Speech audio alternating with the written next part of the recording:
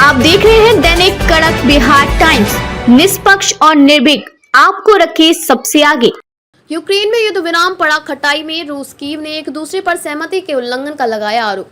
क्या है पुतिन की चाल? यूक्रेन में युद्ध विराम के लिए चल रही कवायद खटाई में पड़ती नजर आ रही है। यूक्रेन और रूस ने एक दूसरे पर ऊर्जा संयंत्रों पर हमले की रोक का उल्लंघन करने का आरोप लगाया है। रूस पर नए प्रतिबंधों की मांग, यूक्रेन के राष्ट्रपति व्लादिमीर जेलेंस्की ने इसके चलते रूस पर नए प्रतिबंधों की मांग की है। इस बीच काला सागर में युद्ध विराम लागू होने और मालवाहक जहाजों का आवागमन शुरू होने को लेकर भी शंकाएं पैदा हो गई हैं।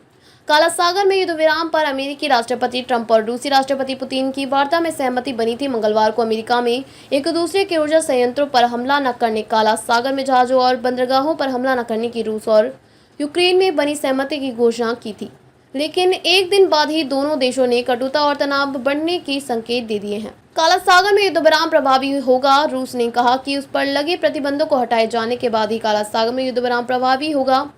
वैसे उसने 18 मार्च से यूक्रेन के ऊर्जा संयंत्रों पर हमले बंद कर रखे हैं, जबकि यूक्रेन ने रूसी ऊर्जा ठिकानों पर हमले किए हैं। रूस ने बताया कि मंगलवार बुधवार रात उसने काला सागर के ऊपर यूक्रेन के 9 ड्रोन मार गिराए।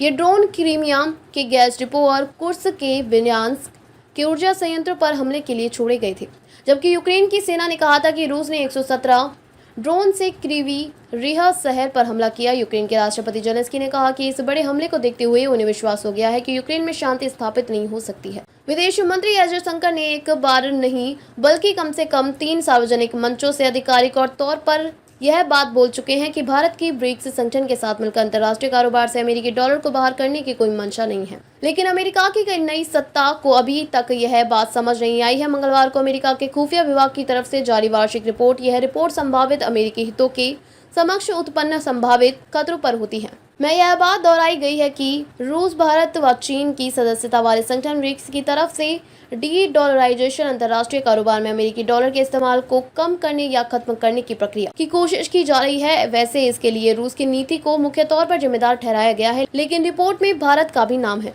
अभी तक राष्ट्रपति डोनाल्ड ट्रंप ही इस मुद्दे को उठाते रहे हैं।